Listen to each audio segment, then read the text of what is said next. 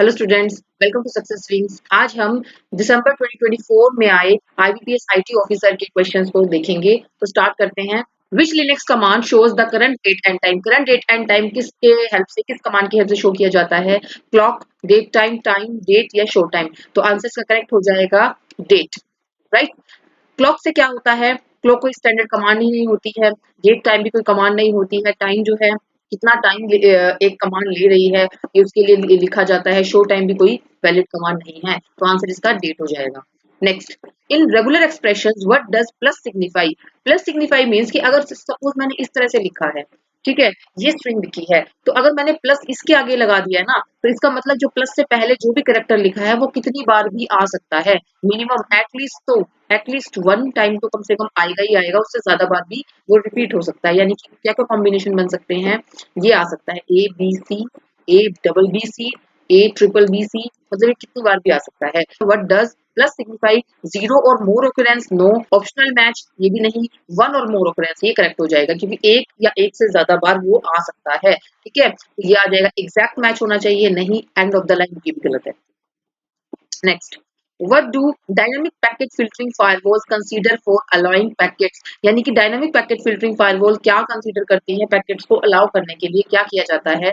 Port number चाहिए होता है, सोर्स आईपी चाहिए होता है, स्टैटिक रूल्स या स्टेटफुल इंफॉर्मेशन और डायनेमिक रूल्स, या कुछ भी नहीं। तो आंसर इसका हो जाएगा क्या? D, स्टेटफुल information. यानी कि कनेक्शंस की स्टेट चाहिए होती है कि क्या स्टेट है कनेक्शंस की। यानी कि जो एक्टिव कनेक्शन है उनको ट्रैक करता है वो, ठीक है, उनकी स्टेट्स की इंफॉर्मेशन को ट्रैक करता है, राइट। और फिर उसके बेस पे अलाउ करता है या डिनाई करता है पैकेट्स को, राइट। तो आंसर इसका करेक्ट हो जाएगा D. What does slice mean in OLAP operation? Slice का मतलब क्या होता है? स्लाइस का मतलब होता है कि सपोज ये मेरा 3 डायमेंशनल डेटा है, ठीक है। तो अगर मैंने स्लाइसिंग की है ना, इट मीन्स कि मैं 1 डायमेंशन को एक्सट्रैक्ट कर रही हूँ, उसके अंदर से कोई पर्टिकुलर डेटा फेच कर रही हूँ, ठीक है। अगर मेरा डाइस लिखा होता, डाइसिंग का मतलब क्या होता है? डाइसिंग का मतलब होता है कि मैं एक से ज्यादा डायमेंशन के डेटा को फेच कर रही हूँ, ठीक है। तो इसमें क्या है, इसका मतलब यहाँ पे रोटेट करना डायमेंशन को नहीं, वो तो नहीं होता है, वो तो पाइवट होता है, ठीक है। सिलेक्ट करना एक डायमेंशन को, हाँ, वो होता है स्लाइस। एडिंग डायमेंशंस करना, वो भी नहीं होता है, ठीक है। वो एग्रीगेट करना, तो वो रोल अप, तो वो क्या होता है? रोल अप होता है। रिमूव करना फिल्टर्स को, तो वो भी नहीं होता। तो आंसर इसका क्या आ जाएगा? सिलेक्ट करना 1 डायमेंशन वैल्यू को, तो ये आ जाएगा B. Penetrating testing is used to, किस लिए यूज की जाती है पेनिट्रेटिंग टेस्टिंग? डिटेक्ट करना सॉफ्टवेयर अपडेट्स को, या एनालाइज करना परफॉर्मेंस, फिक्स बग्स, या find vulnerabilities through simulated attacks, या इंप्रूव करना यूजर इंटरफेस डिजाइन को। तो इसका आंसर आ जाएगा ये डी, राइट। इसमें एक्सेस किया जाता है क्या वीक पासवर्ड है, कोई कॉन्फ़िगरेशन के अंदर इशू है या नहीं है, या फिर अनपैच सॉफ्टवेयर तो नहीं है, तो ये आएगा आंसर इसका D. If a parent object is deleted and its child is also deleted automatically, what concept is this? तो ये क्या कॉन्सेप्ट है? इनहेरिटेंस है? नहीं, क्योंकि इसके अंदर क्या है, इज अ रिलेशनशिप होता है। और अगर पेरेंट डिलीट कर दिया जाए तो जरूरी नहीं है कि उसका जो इनहेरिटेड चाइल्ड क्लास है या ऑब्जेक्ट है वो भी डिलीट हो जाएगा। एब्स्ट्रैक्शन के अंदर भी ये नहीं होता है। एब्स्ट्रैक्शन हाइड करता है इम्प्लीमेंटेशन डिटेल्स को। कास्केड आता है। कास्केड के अंदर क्या होता है? कास्केड डिलीट मींस कि अगर पेरेंट ट्री को डिलीट कर दिया तो उसका चाइल्ड भी डिलीट हो जाएगा, ठीक है। तो ये इसका करेक्ट आंसर हो जाएगा। एसोसिएशन क्या होता है? रिलेशनशिप होता है बिटवीन टू एंटिटीज, इस पे कोई डिलीशन के ऊपर कोई इसका फर्क नहीं पड़ता, ठीक है। एग्रीगेशन का मतलब क्या होता है? Has a relationship. तो इसके अंदर क्या होता है? Has a relationship. लेकिन जो चाइल्ड होता है वो इंडिपेंडेंट होता है पेरेंट से, ठीक है। तो इसका करेक्ट आंसर कास्केड हो जाएगा। Which of the following define composition in उप?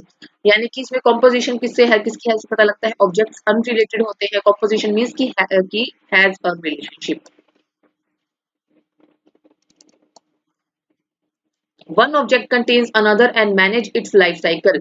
Objects share attribute but not methods, तो ये नहीं होगा। Objects are loosely coupled भी नहीं होगा, inherit भी नहीं होगा। तो इसका करेक्ट आंसर बी हो जाएगा। जिसमें क्या होता है, अगर एक पेरेंट ऑब्जेक्ट को हमने डिलीट कर दिया तो ऑटोमेटिकली अगर डिस्ट्रॉय कर दिया पेरेंट ऑब्जेक्ट को तो चाइल्ड ऑब्जेक्ट भी डिस्ट्रॉय हो जाएगा, ठीक है। तो लाइफ साइकिल को भी कंट्रोल करता है पेरेंट ऑब्जेक्ट होता है, ठीक है, चाइल्ड ऑब्जेक्ट की। व्हाट डज डॉलर और question mark represent in shell programming? ये क्या रिप्रेजेंट करता है? ये होल्ड करता है एग्जिट स्टेटस कोड को, of the last executed command, जो लास्ट एग्जीक्यूट की गई है कमांड उसकी एग्जिट स्टेटस को कोड को होल्ड करके रखता है ये। ठीक है, तो ये क्या है, प्रोसेस आईडी लास्ट कमांड की बतानी है तो हम क्या कमांड यूज करते हैं, हम यूज करते हैं ये डॉलर लिखा उसके बाद exclamatory sign. Number of arguments के लिए हम करते हैं ये डॉलर और उसके बाद हैश। ठीक है, ये करते हैं नंबर ऑफ आर्ग्यूमेंट्स कितने पास किए हैं स्क्रिप्ट में वो पता लग जाता है। एग्जिट स्टेटस के लिए हमने ये किया कि डॉलर उसके बाद question mark, right. Variable to store shell, तो उसके लिए क्या यूज किया जाता है, ये मैनेज किया जाता है हिस्ट्री कमांड से, तो इसके लिए कोई इस तरह से डॉलर साइन नहीं होता है। ठीक है, ये सब नहीं होता, तो आंसर करेक्ट हो जाएगा given exit status. Next, what does a foreign key enforce in a relationship in a relational database? Foreign key क्या enforce करती है, तो आंसर आ जाएगा C referential integrity. Now what is the output of following C plus plus code. A की value 5 दे रखी है, फिर ए को हमने क्या दिया, इसमें बी क्या है, रेफर कर रहा है ए को। ठीक है, अब b इज इक्वल टू 10, तो हमें आउटपुट बताना है कि a की वैल्यू क्या रहेगी। अब b a क्या है, b a को रेफर कर रहा था ना, यानी कि a का जो एड्रेस है वो b के अंदर चला गया, यानी कि अब जो भी b की वैल्यू यहाँ पे अपडेट कर दी, क्या b की वैल्यू यहाँ पे 10 अपडेट कर दी, तो जो 10 अपडेट कर दी है तो वो रिफ्लेक्ट हो जाएगी a के अंदर भी। ठीक है, वो a के अंदर भी रिफ्लेक्ट हो जाएगी, तो a की वैल्यू मेरी फाइनल क्या आ जाएगी, 10 आ जाएगी, तो आंसर इसका आ जाएगा 10, right. Now in dynamic programming memorization helps by, memorization क्या होता है, रिपीट करना सब प्रॉब्लम को, रिड्यूस करना स्पेस कॉम्प्लेक्सिटी को, caching previously computed result, eliminate all loops या फिर सॉर्टिंग द डेटा। तो करेक्ट आंसर हो जाएगा कैश करना प्रीवियसली कंप्यूटेड रिजल्ट को, कि इसके अंदर क्या होगा, अगर सेम सब प्रॉब्लम को हम कंप्यूट कर रहे हैं तो हम क्या कर, जैसे सपोज एक प्रॉब्लम हमने यहाँ पे कंप्यूट की, ठीक है, उसका कुछ रिजल्ट आया, तो अगर सेम सब प्रॉब्लम आगे फर्दर आती है तो हमें दोबारा से उसको रिकम्प्यूट करने की जरूरत नहीं होती, हमें उसके रिजल्ट जो भी इसका रिजल्ट आया वो कैश मेमोरी में स्टोर है, कैश कर दिया हमने, तो उस वहां से हम उसको रिजल्ट को क्या करेंगे, फेच कर लेंगे। ठीक है, तो ये होता है caching previously computed results. Now next, what is the load factor in hashing. Load factor क्या होता है, ये नंबर ऑफ कोलिजन बताता है, number of items in the table, ratio of elements to the type table size, या size of hash table, या फिर length of each. Number of elements जो करंटली स्टोर है टेबल के अंदर उसकी रेशो किससे, टोटल नंबर ऑफ स्लॉट से, जो टोटल नंबर ऑफ स्लॉट्स है टेबल के अंदर ये रेशो ये बताता है, इसको लोड फैक्टर जो है ये रेशो बताता है, तो इसका आंसर आ जाएगा ratio of elements to the table size, right.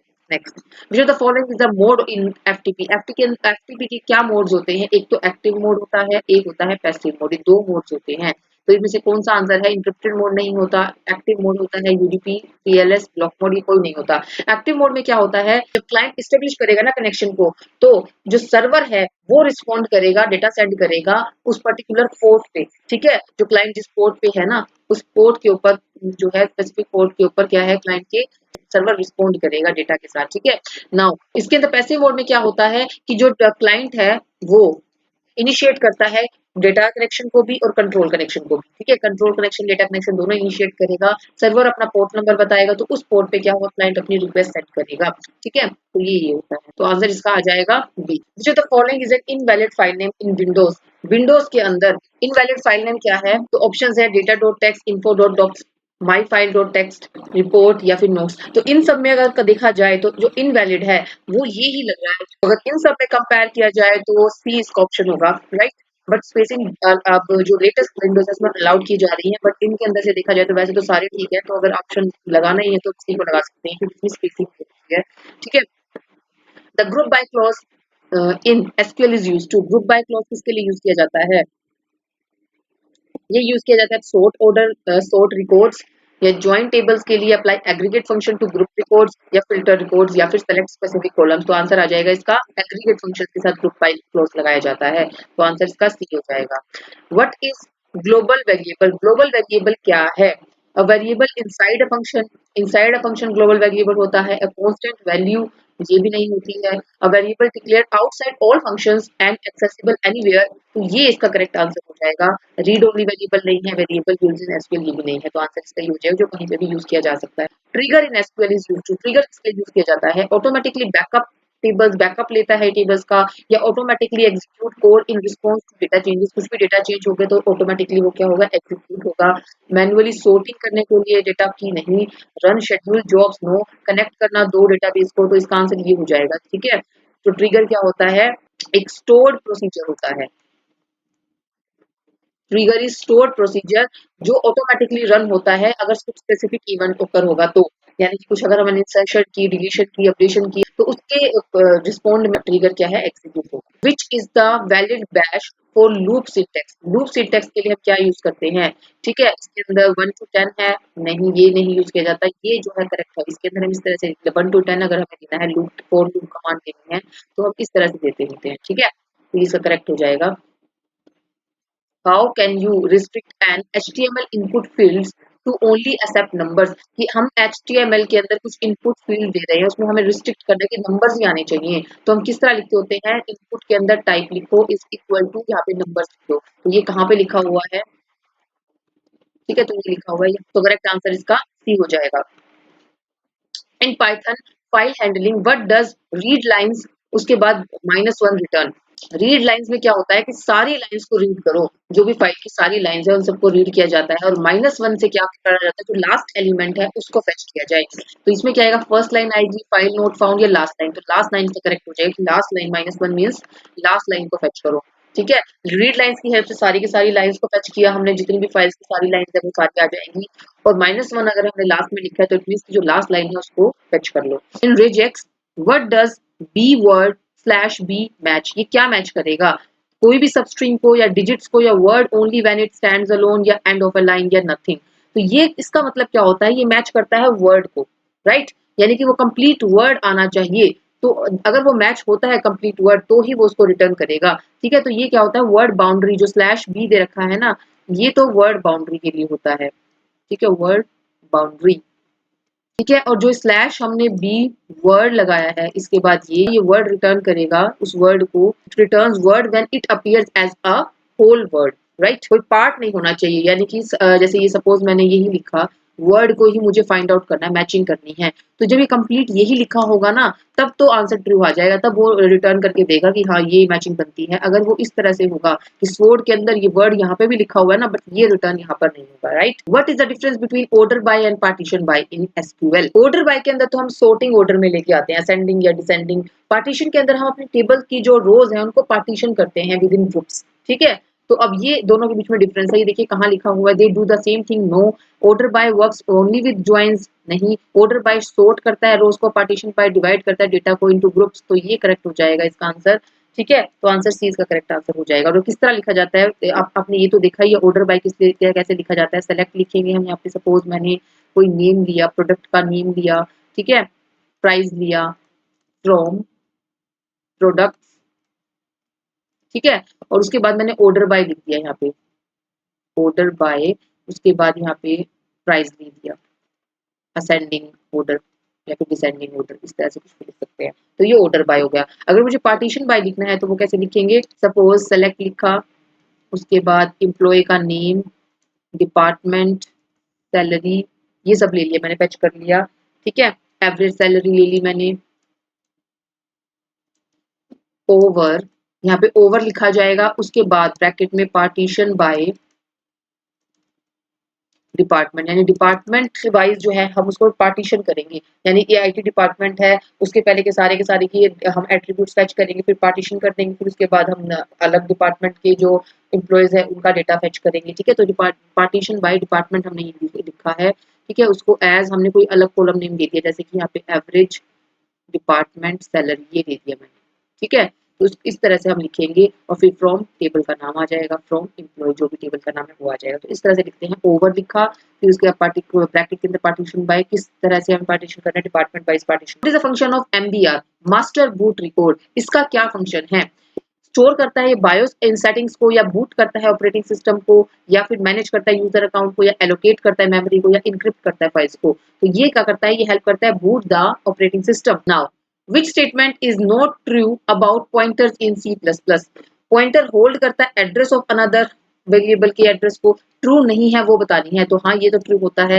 You can perform arithmetic operation, yes कर सकते हैं। Pointers can not be assign null, तो ये गलत है, क्यों, क्योंकि हम तो नल असाइन कर सकते हैं ना पॉइंटर्स को भी, नल वैल्यूज, तो ये गलत है। Pointers can point two arrays, ये भी ठीक है। Pointer can be D reference, तो ये भी ठीक है, तो आंसर इसका क्या आ जाएगा, सी आ जाएगा। How do you run a Python script from a command line, command line से पाइथन स्क्रिप्ट को रन करना है तो क्या कमांड यूज करेंगे, तो हम करेंगे यहाँ पर पाइथन लिखेंगे यहाँ पे, फाइल का नाम लिखेंगे और यहाँ पे py आ जाएगा। ठीक है, तो ये कहाँ पे लिखा हुआ है, ये डी ऑप्शन का करेक्ट आंसर हो जाएगा। What distinguish a third generation firewall? क्या करता है, फिल्टर करता है पोर्ट्स को, या फिल्टर करता है मैक एड्रेस को, या परफॉर्म करता है डीप पैकेट इंस्पेक्शन को, ब्लॉक आईपी बाय डिफॉल्ट। तो इसका आंसर आ जाएगा डीप पैकेट इंस्पेक्शन। ये लास्ट एग्जाम जो जनवरी 2024 में हुआ था उसमें भी सेम क्वेश्चन आया था, बस उसके ऑप्शन थोड़े अलग थे, इसमें थोड़े अलग तरीके से पूछ लिया। तो इसका आंसर आ जाएगा डीप पैकेट इंस्पेक्शन। जो थर्ड जनरेशन फायरवॉल होती है उसको नेक्स्ट जनरेशन फायरवॉल भी बोला जाता है। ठीक है, next generation firewall. Which problem uses dynamic programming with at least sequence order logic? Linear search, longest increases subsequence, या stack overflow, queue rotation, या prime number। तो ये सारे के सारे गलत हैं। इसके अंदर आ जाएगा ये longest increasing subsequence है, वो यूज करती है डायनेमिक प्रोग्रामिंग को। ठीक है, with at least sequence order logic, sequencing के लिए, राइट, इसमें हम ऑप्टिमल सॉल्यूशंस को बिल्ड करते हैं। ठीक है, तो ये इसका करेक्ट आंसर हो जाएगा।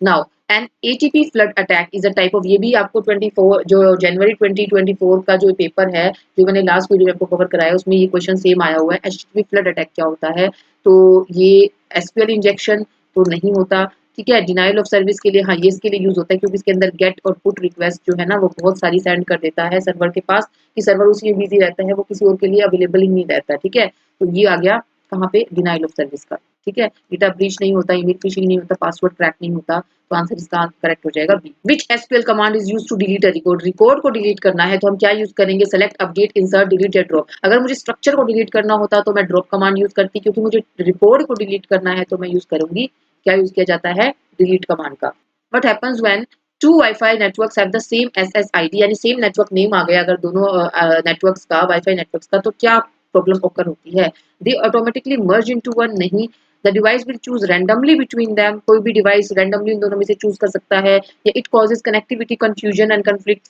या faster network override the other, ये भी नहीं, nothing happens, they work independently, ये भी नहीं। तो आंसर इसका आ जाएगा it cause connectivity confusion and conflict.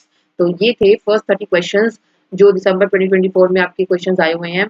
तो रेस्ट ऑफ द 30 क्वेश्चंस हम अपनी नेक्स्ट वीडियो में कवर करेंगे। तो आज के लिए इतना ही। अगर आपको आज की वीडियो अच्छी लगी तो प्लीज इसको लाइक कीजिएगा, चैनल को सब्सक्राइब कीजिएगा, अपने व्यूज कमेंट में शेयर कीजिएगा। Thank you.